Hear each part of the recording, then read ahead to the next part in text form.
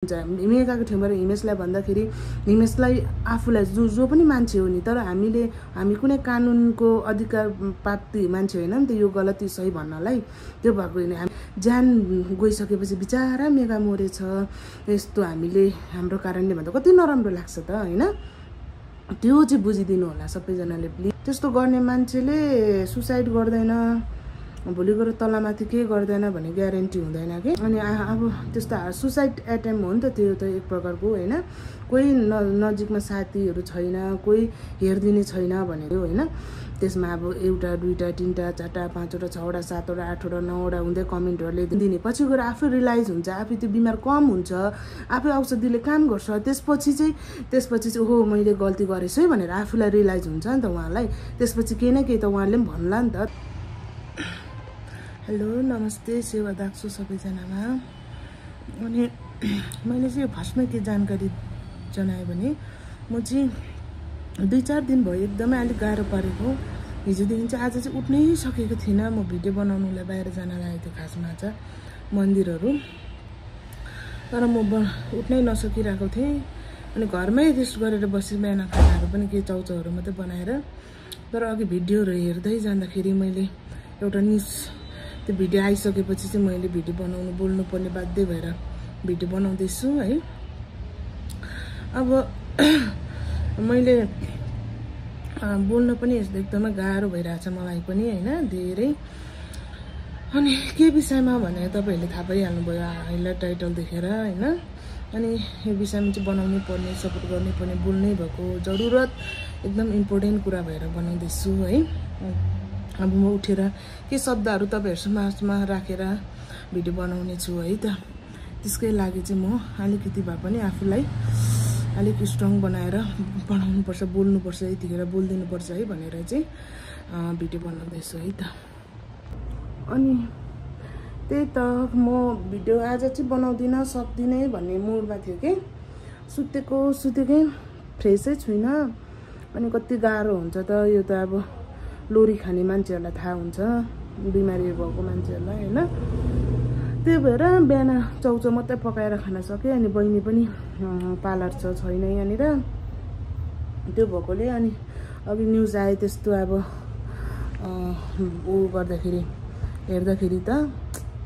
अनि हाम्रो मेगा दिदी बारी चाहिँ एकदम दुःख लाग्यो मलाई चाहिँ होइन।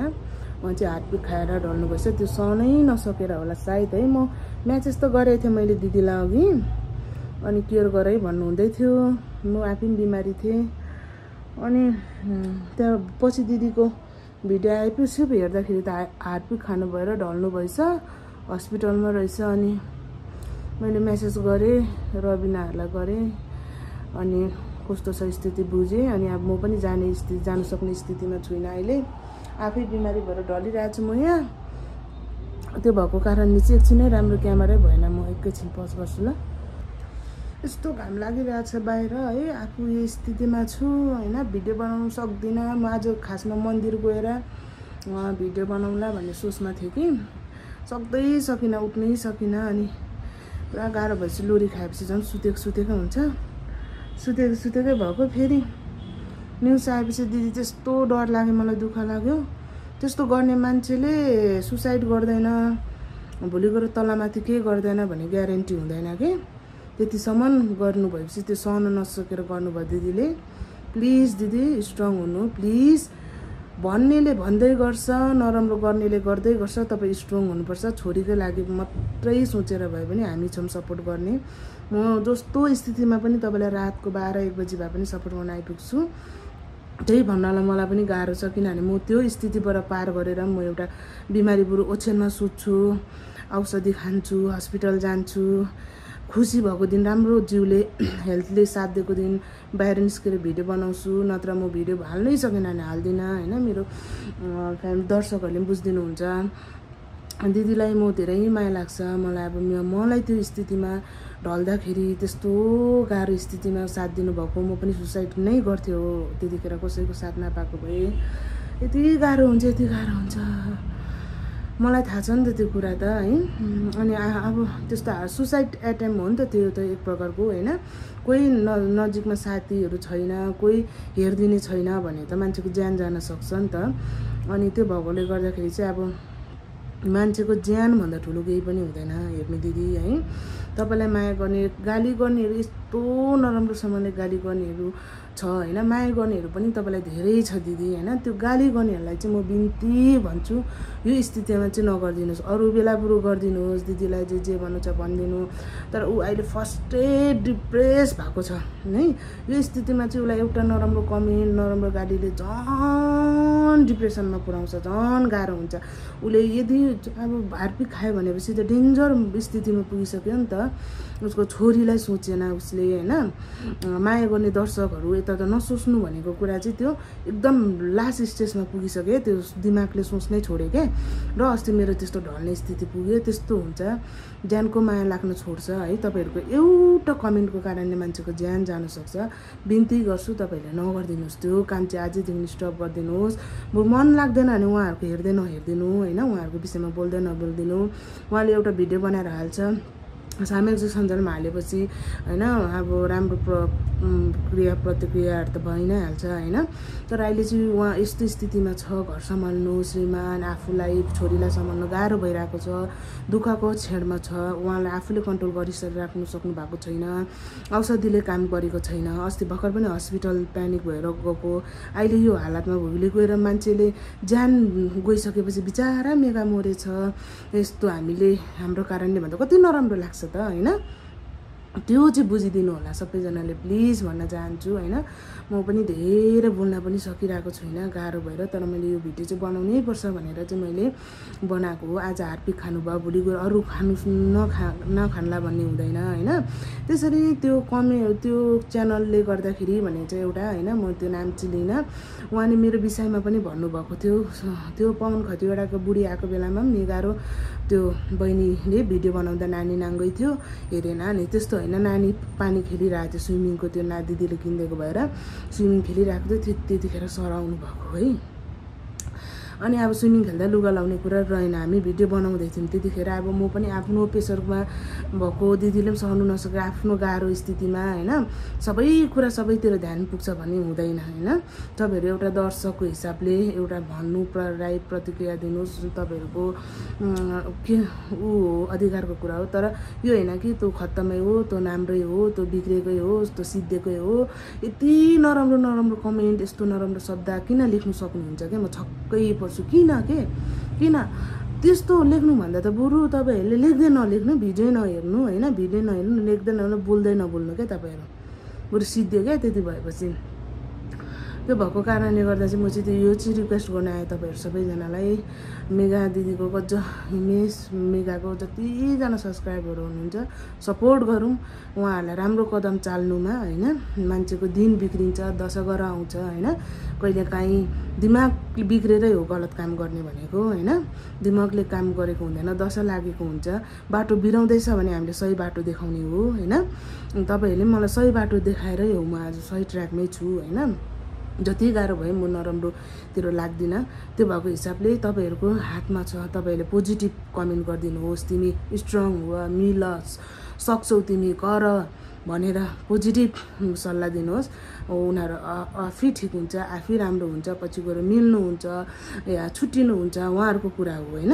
तर हामीले भन्नेले चाहिँ दुईजनालाई राम्रो, हिमेशको ठाउँबाट हेरेर मेगा खत्तम हो, तिमी कामै नलाग्ने, चौथाली आइमे, तँ जस्तो घिनलाग्दो आइमे भने झन् फ्रस्ट्रेस हुन्छ। मेगाको ठाउँबाट हिमेशलाई भन्दाखेरि हिमेशलाई आफूलाई जो पनि मान्छे हो नि, तर हामी कुनै कानुनको अधिकार प्राप्ति मान्छे होइन नि त यो गलती सही भन्नलाई।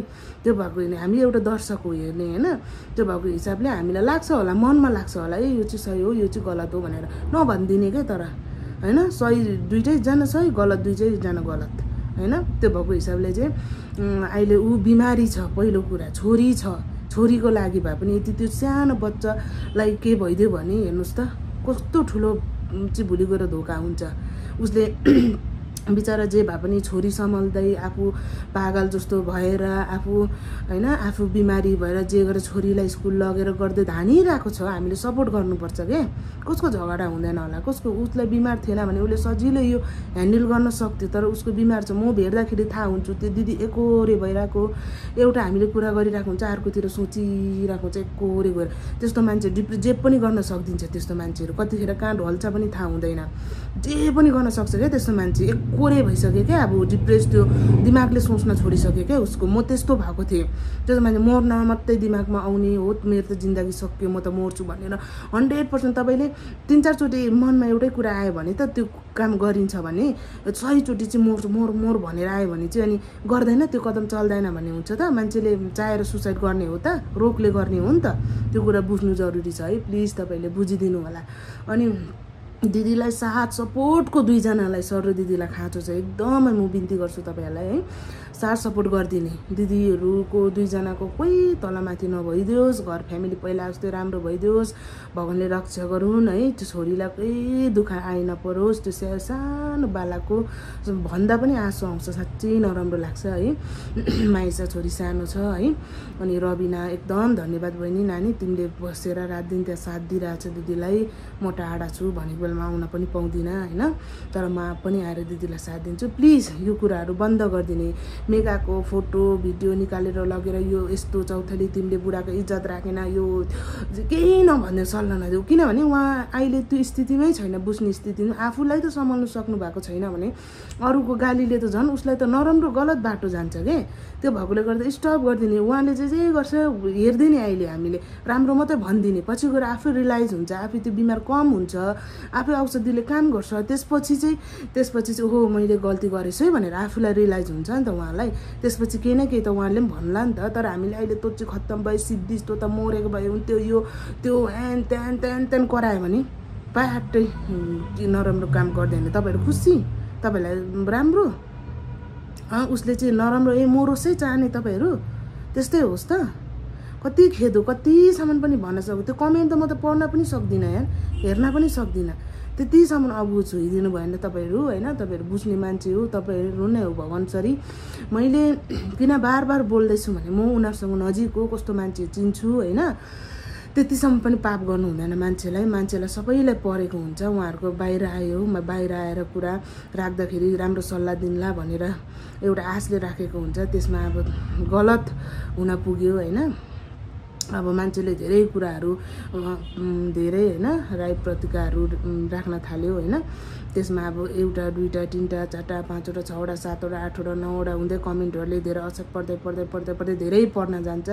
त्यो भएकोले गर्दाखेरि चाहिँ प्लिज म बिन्ती गर्छु है म पनि दिदीलाई भेट्न जान सकेको छुइनँ हस्पिटलमा छ भन्दै थियो अघि नानीले होइन अनि त्यस्तो हार्टपिकसम्म खाने स्थिति पुगेको छ होइन भोलि गएर अरू सुसाइड एटेम्पको हुँदैन अरू कदम नचल्ला भन्नु सकिन्न त्यो भएकोले गर्दा तपाईँ हाम्रो हातमा छ राम्रो हौसला दिने दुईजनालाई मिल्ने हिमेश सरलाई पनि प्लिज म के भन्न चाहन्छु भने हिमेश सर हजुरले पनि होइन मेगा दिदी दुईजनाको अब हजुर छोरा मान्छे हो होइन केही कुराहरू अलिकति के भन्छ कम्प्रोमाइज गरेर होइन तपाईँले पनि अब छोरीको लागि भाम सोच्नुपर्ने हुन्छ दिदीले पनि तपाईँले कम्प्रोमाइज गरेर अलिकति अब दिदी बिमारी हुनको कारणले हजुरले पनि अलिकति होइन अब मिल्ने कुरातिर लगिदिनुहोस् दुईजनालाई म बिन्ती बिर्साउँछु यो झन् बढ्दै गएर तलमाथि नराम्रो हुने सम्भावना धेरै हुन्छ त्यो भएकोले गर्दा चाहिँ प्लिज सबैजनाले बुझिदिनु होला यही भन्नु चाहे म आफू बिमार भएको कारणले पनि मैले त्यस्तो सपोर्ट गर्नु पाएको छैन अस्ति गएर दिदीको 3 दिन बसेर म साथ दिएको हो होइन